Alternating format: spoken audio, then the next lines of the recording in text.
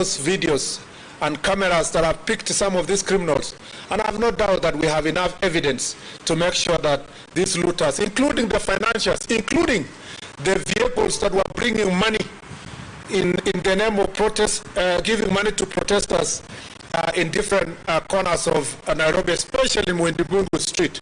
I believe that those criminals will be arrested, they will be charged. Those who stole guns from Dagoretti police station and those who torched police stations and people's houses, people's businesses, looted them, we are going to have to do a very massive mop-up so that we can be able to arrest them. But it is important to note that the wheels of justice don't only depend on the police.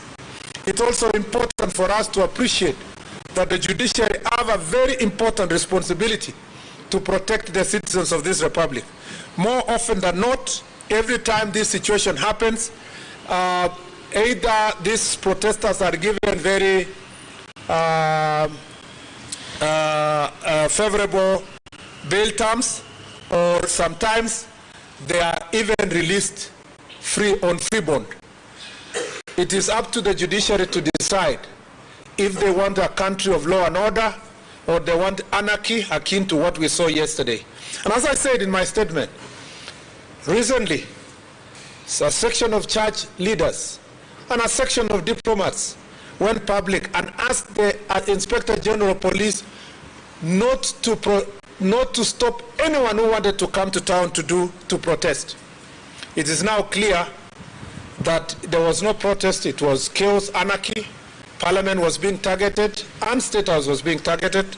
Those who planned this chaos had a very premeditated plan. They shared that plan, including online, and the plan was to take the symbols of authority and democracy, our symbols of democracy in the Republic, which is Parliament and State House, to make sure that they show that they have achieved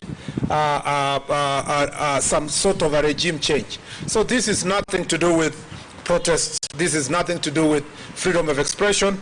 It was an unconstitutional attempt to change the regime of this republic. And this is therefore, yesterday what the police did to foil was they were able to foil an attempted coup. Our security agencies exercised remarkable restraint amid extreme provocation.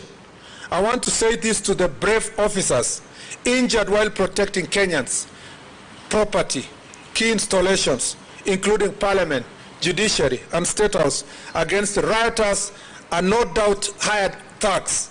We feel your pain and sacrifice that embody the truest expression of patriotism. It is now urgent for us as a nation. I just wanted to say before I read my last paragraph that I know that no church member, and I repeat, there will be no bishop, neither Catholic nor Anglican or any other church leader who will come public to defend the police. I know that for sure. Nobody will speak about how the police were attacked, injured, and suffered immense pain as a result of the various. Nobody will do so. I also know that no diplomat will come to public to defend our police because it is not in their interest for Kenya to be a safe nation and to be a prospering country with full democracy. All those people would prefer anarchy, chaos, at the expense of peace. And since there is no one who is going to defend our police officers, I want to speak authoritatively here. I thank you, our police officer, for a job well done against the extreme provocation. And some police stations were attacked by thugs. And their mission was just to get the guns and police uniform. And I can see some of these boys on TikTok. They are wearing police uniform, calling themselves sergeants, and that they have taken over power. Make no mistake, we will come for you, and we will come hard. It doesn't matter the noisemakers, doesn't matter those who are calling us names. I will defend the police officers, or all the police officers who did a very good job yesterday. You have my full support, 100%. Even if you need a lawyer or you need anything, you have my back, and you have the back of this ministry, and I have your back actually, and I have your back, and the ministry has your back, and the government has your back. If you are a police officer and you are being threatened with some character saying that you committed any excesses, there is no police officer who committed any excess yesterday. Police officers foiled a coup, and they deserve our defense. They don't carry guns as toys. When you threaten a police officer, you want to kill them. When you target an armory in a police station, when you steal guns, when you ban guns, when you ban a police station, you want us to celebrate you and bring you a birthday cake. We must be serious as a country. And as long as I have this responsibility, a policy responsibility of speaking on behalf of our police officers, we must defend them, because it is now clear the coup plotters are not sleeping. And while they were going around campaigning against policemen for the last 3 weeks, their campaign was not a genuine campaign for the reform of police officers. They wanted to sufficiently scare us and scare the police officers so that they can have a free passage to commit the crimes that we saw yesterday. If it was not for the police officers, we would not be having this country today. We would not be sitting here to make statements. And therefore, our police officers have my full support, and I will defend them against all the orchestrated attacks that want to paint police officers as if they are lesser human beings and not daughters and sons of this republic. Therefore, it is urgent as a nation to put in place a legal framework that operationalizes Article 37 of the Constitution to ensure that demonstrations are carried out in an orderly manner. This entails providing sufficient information on the planners, purpose, day, time, and demonstrations routes, among other details, to enable the police to provide adequate security and to ensure that the demonstrations are not happening in areas that will inconvenience other Kenyans who do not want to take part, including traders and other business people. We urge all citizens to reject and denounce violence. We must deny criminals the chance to exploit the legitimate grievances. We welcome dialogue with all stakeholders, including the youth, grassroots voices, traders and business leaders, civil society, and other religious groups to address systemic issues that affect Kenya.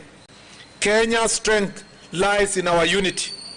To those who seek chaos, our resolve to protect our motherland is unbreakable. To peaceful citizens, the government stands with you. I thank you. Thank you very much. I will take perhaps 3 questions. You introduce yourself, your name, and the station. Let me move 1, 2, and the third. 1, 2, 3. Proceed. Thank you very much, Waziri. My name is Emmanuel Top from Citizen TV. Just 2 questions. One, you mentioned that this was politically instigated. Do you have names that you're working with? Do you have the names that you think are the sponsors? Number 2, for the families that were affected, those who lost millions of shillings, are you going to compensate them? Is the government going to do something to help them come back again? Okay.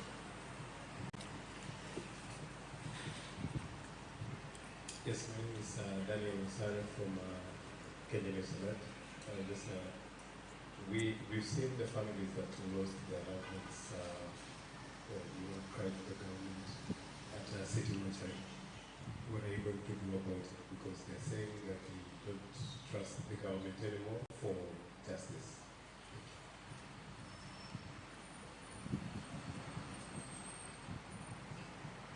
Good afternoon, my name is Ian Kitani from K24.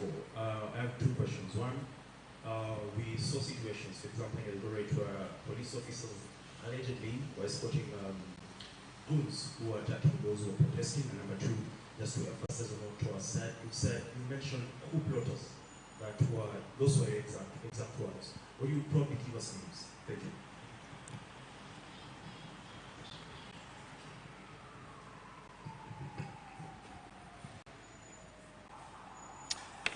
Yes, we're working with names, and I am sure you also know their names.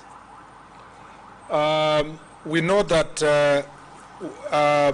it is not my responsibility as a cabinet secretary to investigate any individual specifically. But of course, from the reports we get, you can see clearly who are the coup plotters. You can also see it from the pattern of the areas where the protests were violent and intense, that there was an outright misuse of people who would have been, so to speak, political supporters, turning them against the rest of the citizens to make sure that you reign chaos and terror. Particularly of great concern is in Nyeri, where the Member of Parliament of Mathira was specifically targeted, his home, and the Member of Parliament of Kieni. And this pattern has continued from last year, and now there has been a specific pattern of the coup plotters targeting certain political leaders whom they think they are not giving them political support. That is why you saw Kiunjuri's home, Kimani Ichung'wah is being targeted, and the Molo Member of Parliament. Just to, terrorists, how they operate is that they instill fear. And these are political terrorists. They would like to instill fear on members of parliament who don't support their political ideology so that they can get a safe passage. The DCI does not investigate politics. It will only deal with the criminals. And those criminals who will be caught, they invaded a police station, the shops, they provided financial support to chaos. Criminals paid them, ferried them.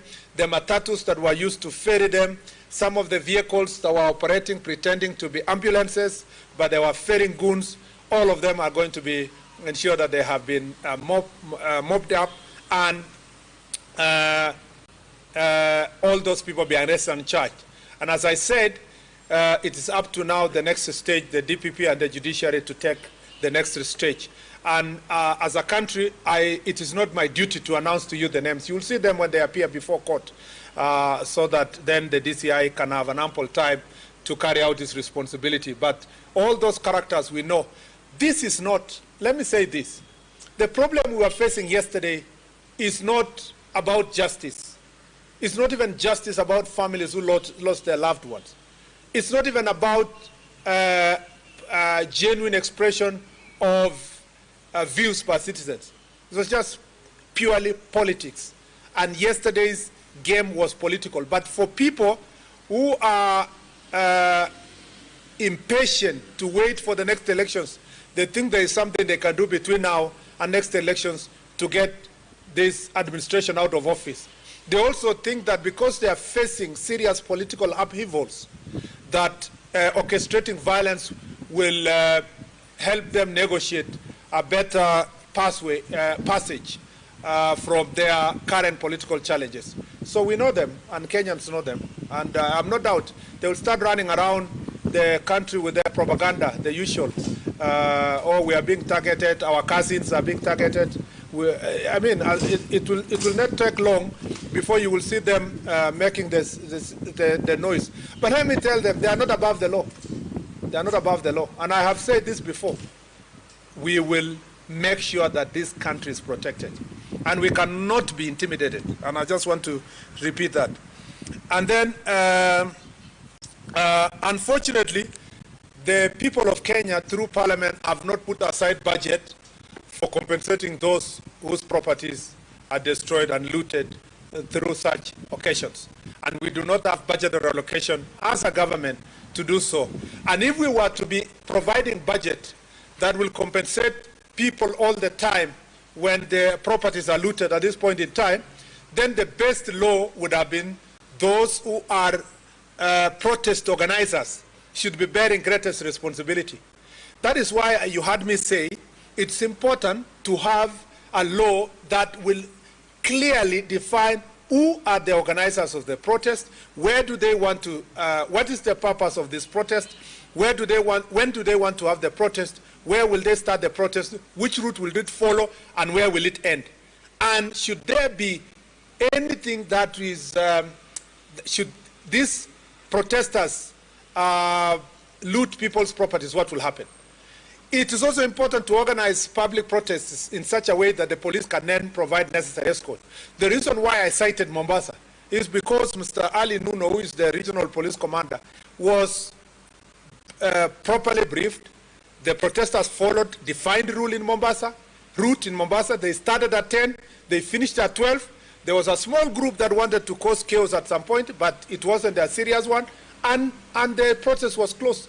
That is an example of how public protest should be done, not the kind of mayhem and chaos that we witness in the city.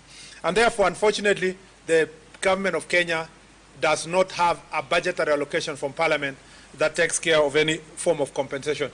That does not mean that the government of Kenya is not feeling the pain of the businesses. When I went to OTC today at the bus station, and all of us as a team when we went there, you saw, I met a lady who lost her husband 7 months ago, and she has loans. And she has, this business she's running was worth about, the capital required is about 200,000. Now, as a government, you will say, yes, we have no budget to do so. But all of us as well-wishers, other business people, even from government, even as leaders, we have to find another way, even if it means through personal donations, to see how we can support those who have suffered this immense loss. We cannot tell them, like Jesus said, you cannot tell them, go, be happy, goodbye, and yet your brother or your sister is angry. You have to find a way to see the most vulnerable ones. What can you do to help them in such a difficult situation? I have also been asked by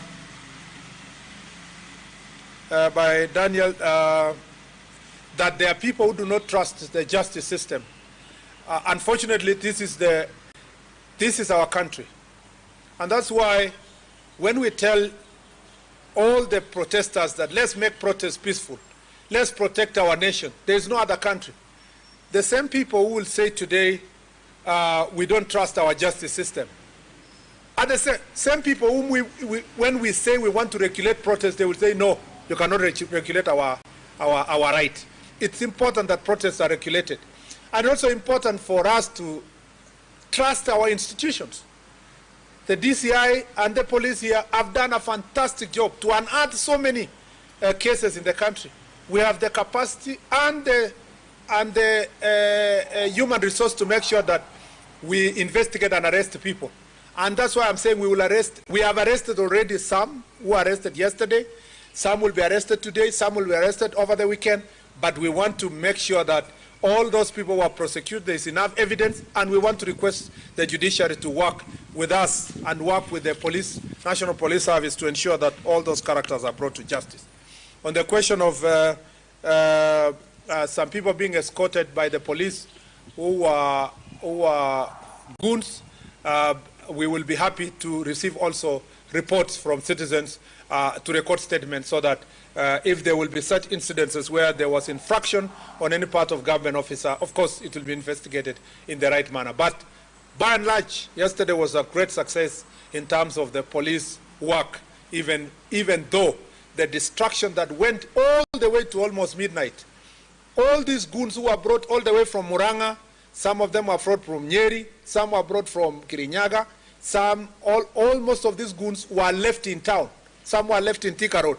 And so as they were going back home, they caused immense havoc last night in Thika town, looting people's businesses, mugging people, robbing people in Thika town, and some on their way to Kajiado also caused a lot of havoc on their way. So, and the police were really overwhelmed because now they were doing some of this work in darkness, especially some who, on the onset of this darkness, they came back to the roads to try to rob motorists and other citizens.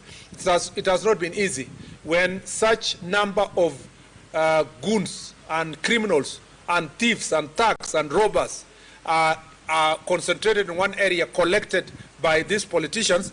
it's not easy for the police officers to be able to maintain law and order.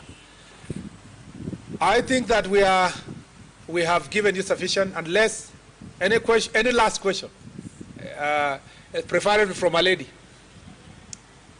Yeah, there's a lady on the left there.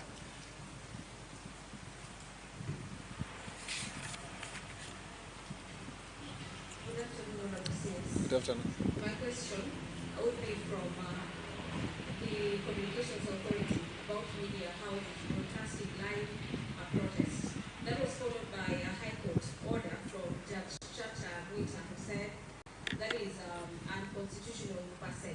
So what is your take about the live broadcast of protests and that directive by CA and that coming from the courts? Last one. Let me give the gentleman. He was really struggling to catch my eye.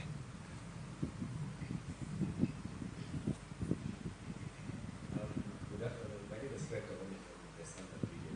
My question is simple.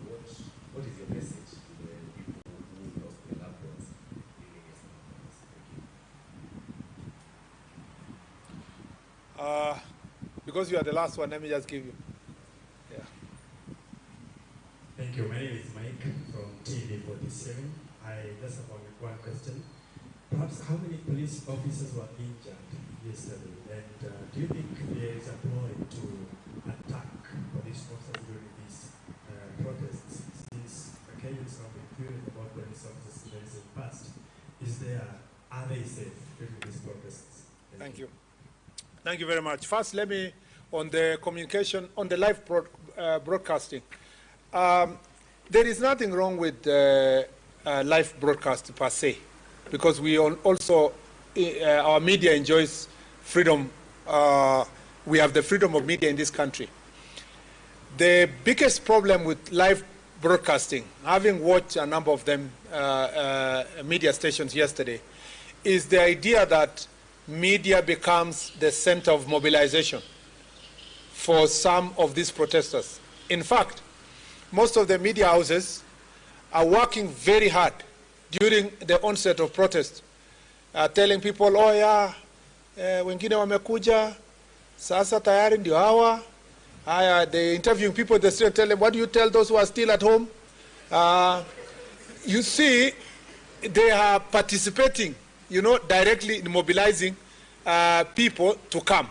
But what was even of greater concern to me is some of the media stations whose job was directing the protesters. And they are saying, oh, now they are in Thika Road.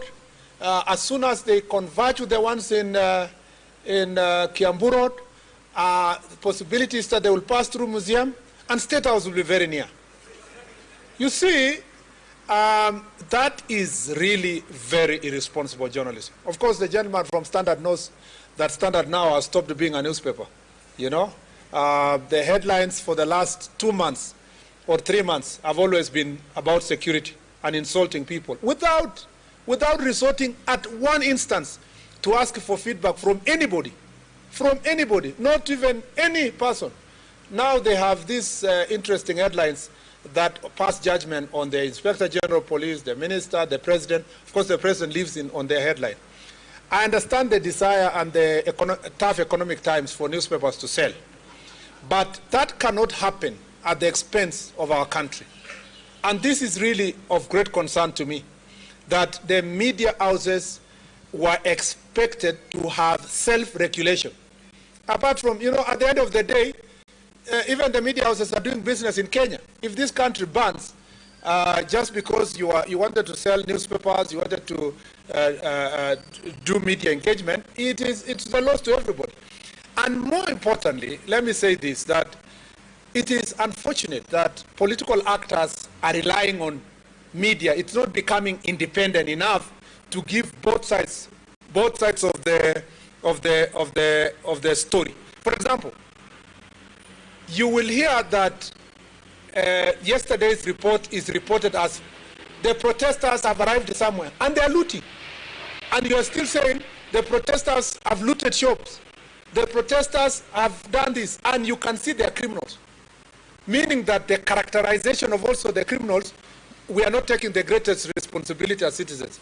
You've watched international media except of course when they are reporting from Africa, and Nairobi especially, that they are very careful. When they are reporting about Israel, about America, about UK, they are very careful about their own countries. But when they come to our country, report it as it is. And some of the reporters are so happy, they think they have achieved because they are being cheered in Western countries. They think it's very nice to come and report about your country negatively. This is the issue. That is the question we should be asking ourselves. The question of closing or not closing depends on the circumstance. You have to weigh between national interest and also the individual interests of media houses. The national interest at any given time will be weighed. And if it's necessary to close a media house so that you can serve the nation, of course you do it. You know that media played a critical role in 2007, 2008 post-election violence, and that some media houses were indicted for the role they played. We are not going to wait until they are indicted. We have to take precautionary measures to ensure that we protect the country. And that is important, that we do so. Unfortunately, I don't want to discuss about Justice Mwita, because when the chips are down, when the courts in Kikuyu were banned, a court order is not there to save the courts. When 2007 and 2008 violence happened, nobody looked for the Chief Justice that you swore in the president. It is the people who held offices like mine who are held responsible. So it's my duty first to take care of my country. It is easy. I can suffer a court order. I can pay for a court order or so forth, but I cannot pay for people's lives when they die. And I cannot return back the nation when it becomes a pariah state taken over by hooligans and gangs. So I would rather appear before a judge in a still working country and explain why I made a particular decision than to doubt myself and say, I cannot make this decision, and then tomorrow there is no country. There is even no judge to explain to. Because when this country burns, Justice Mwita and myself will all be the same. We'll probably be meeting in border between Kenya and other countries looking to be refugees. And I don't want that situation. I want first to protect the country, then the judge can pontificate with very beautiful statements when there is a peaceful nation. The other issue is the question of how many police officers were injured. First of all, for people who lost their loved ones, let me say this. It does not matter. It does not matter the circumstance that anyone loses a relative. Even if your relative was a robber, even if your relative was a thug, it's still painful. It's still very painful. And therefore, we condole with all families that lost their loved ones yesterday. It does not matter if the investigation will show that some of them were trying to get into police armory, they wanted to steal guns, they wanted to do what? It is not their families that wanted to do so. Therefore, their families and their loved ones still feel the pain that everybody feels when you lose your loved one. And therefore, we want to say, we send our condolences to their families, and we want to say that we feel your pain. It's painful to lose a loved one, and we'll do everything, especially in cases where persons were innocent, to ensure that necessary investigations are done and justice is served in every situation. How many police officers were injured? There are 300 police officers who were injured, and about 100 civilians. So a total of 400 people were injured. And it is true that from yesterday's protest, there is a particular pattern, and again, in particular constituencies, where police stations are being targeted. And I suspect the banning of police stations was supposed to help the coup plotters make a statement that there is no country and that there is no authority. So that is why you see they want the guns and they want police uniform. And they want to show that the uniform is degraded so that there is no authority in the country. That is the entire mission of what happened yesterday. And therefore, as I said, we will take firm action to ensure that the nation is in safe hands. And I think with all those many remarks, unless IG, you just want to say one word. Yeah, just say one word. Yeah. Thank you very much, Waziri. Maybe let me start by saying that I also join my Waziri in condoling with the families that lost their loved ones yesterday, during yesterday's fracas. And number two, I want to say that we appreciate our brave police officers who did a sterling job yesterday by ensuring our country remained secure, despite the many challenges that were there. I also want to wish them a quick recovery. There are over 300 police officers who are also injured, who got injuries yesterday, life-threatening injuries. I want to wish them well, and also